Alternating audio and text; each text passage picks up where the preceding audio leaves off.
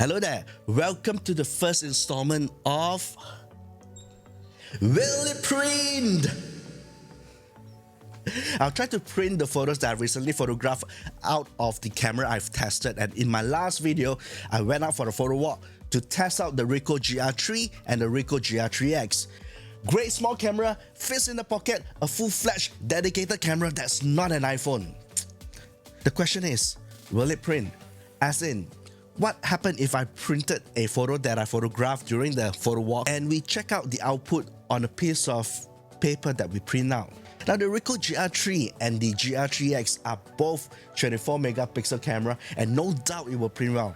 Now I happen to have a printer in my home studio that I can demo to you a print to give you guys a better informed decision to purchase a camera. Otherwise, just let's dive into the ever dying art form we all photographers know as printing. Now, during the photo walk, I was shooting in black and white, both in RAW and JPEG. Hence, straight out of the camera, I have both the color photo and the black and white JPEG ready for me to play around. Now, I'm quite sure that I can just print with the presets from the camera itself and straight out of camera, but I do choose my own presets, just a personal liking, you know.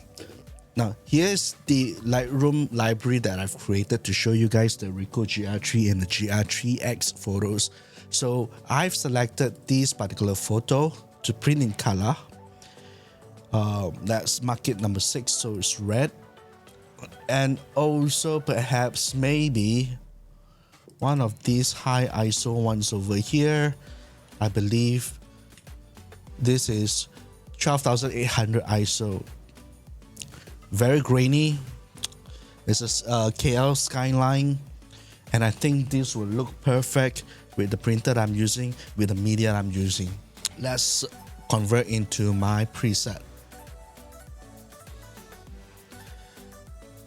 There you go. This is it. Okay. So I'm just going to select this. So these are the two photos that I'm going to send it to my printer. I would reckon these two photos will give a very good sample of how the Ricoh GR3 and the GR3X gonna happen. Like this one, this is the GR3X because this one is much more of a portrait lens, and this one is certainly the GR3 with the wider lens that I have of that KL tower smack in the center. So I'm going to launch my professional print and layout software, and we're not going to be doing just a small A5 or a 6R size photo. It's not going to be tiny. I've got an A3 printer, so we're going to maximize the size to A3 so you will see how good of a print it will be when it's developed. Funny that I say develop. It's printing. Let's go start with the photo of Andrew, the portrait first, okay? Paper size A3 with margin. Okay, let's head off to the printer and print this guy. Today we're going to be using the Premium Fine Art Smooth, and this is the A3 size. What I'm going to do is I'm just going to load the paper media onto the printer and start printing.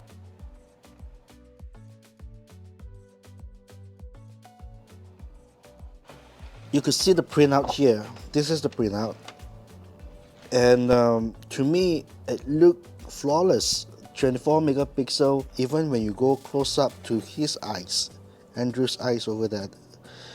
You can literally look up close to this particular photo and you will see sharpness. There's even catch light on Andrew's eyes over here. I'm not sure whether you see it.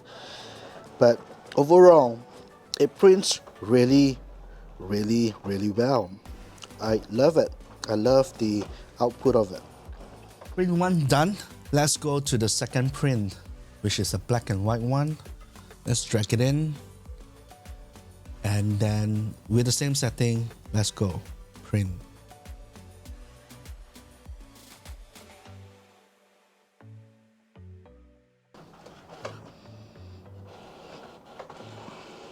So my initial thought is it's just a gorgeous print like the first one. Like the ISO noise on this one, it was shot at ISO 12800, and it does introduce some kind of character to it. I like that this particular frame, it has all the clouds that's available in the photo to give texture to it. The highlight looks bright and nice with detail. The KL tower is just sharp in the center, so that was what was in focus. And the ISO 12800 gives the grain, the character to this particular photo. And I've got the prints out already mounted in a very simple IKEA rebar frame. So that's a professional hack, guys. Go get yourself some rebar frames to mount your prints.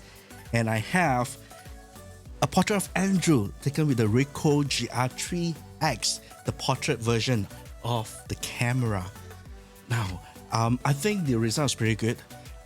This particular photo is printed with the Canon PIXMA Pro 200, so I've got wonderful printing gamut, so it's a good printer. Okay, so what we get out of it is a very detailed print that very similar, very alike with what I see on the screen.